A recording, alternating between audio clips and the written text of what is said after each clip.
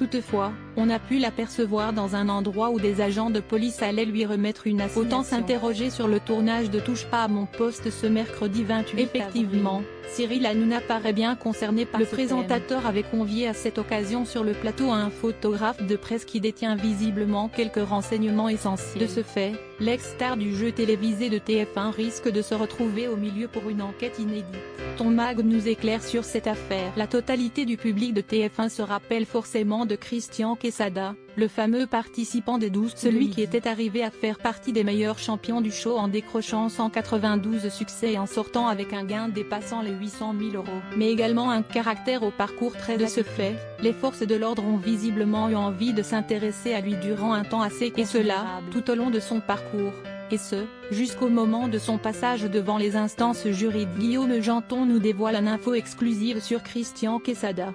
#tpmp.twitter.com/Jersey9 et puis, tpmp@tpmp, avril 29, 2021. Il a ensuite été estimé et définitivement déclaré coupable de corruptibilité de personnes mineures et de possession de clichés mettant aux prises des adolescents. Un réel dévastateur dont les agissements ont enfin été stoppés suite au labeur de la police et aux témoignages de jeunes filles très courageuses. Le système judiciaire en France lui a infligé une condamnation à 5 ans dans la prison. Mais au mois de mars passé, il a été relâché pour cause de comportement exemplaire. Depuis cette date, nombreuses sont les personnes qui se sont interrogées sur l'endroit où Christian Quesada allait maintenant se réfugier. Paparazzi a suivi Christian Quesada depuis sa sortie de prison et nous explique les coulisses de sa traque. #tpmp.twitter.com/sale8xkjtxs, tpmp@tpmp, avril 28, 2021. Pour le moment, une telle question est complexe à résoudre. Pourtant, quelques pistes de solution ne déçoivent pas. Depuis ce jour, la personne condamnée a totalement rayé de la carte des réseaux sociaux. Ainsi,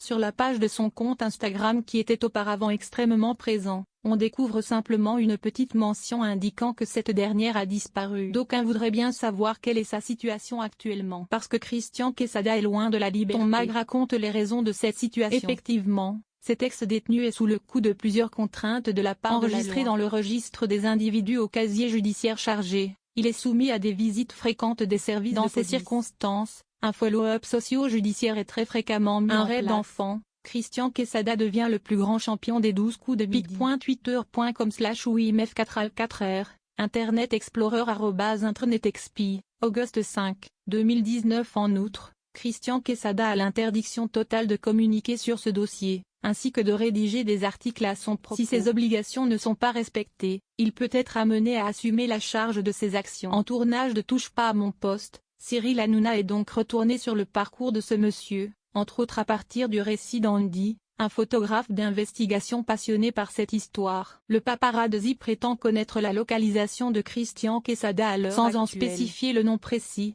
il donne tout de même quelques indications. On n'est pas très éloigné de la frontière française. Ces 3 agents de police partent donner une convocation à son encontre. Parle-t-on d'une condamnation, car il ne se présentait pas devant les instances socio-judiciaires, ou bien est-ce qu'il avait des pans dans les fesses et que celui-ci a toujours 1 ou 2 dossiers? De fait, cet ex-candidat aux 12 coups de midi risque toujours de venir se justifier face à la juge dans le cadre d'autres affaires. En face des caméramans de C8, plusieurs personnes considèrent de toute façon que, présentement, celui-ci se planquerait. Gilles Verdet le qualifie même de personne en cavale. Une publication partagée par amomama-france @amomama-france, @tpmp, Guillaume Janton est lui aussi de retour sur cette affaire pour laquelle il a visiblement œuvré depuis bien longtemps. Ton Mag apporte des éclaircissements. En ce qui concerne la situation de Christian Quesada, l'animateur de Touche pas à mon poste en vient à se demander si les policiers ne disposeraient pas de nouveaux témoignages à son encontre. Nous savons qu'à de nombreuses fois dans les cas de Christian Quesada, tout a démarré par une fouille où on saisissait ses données disques durs,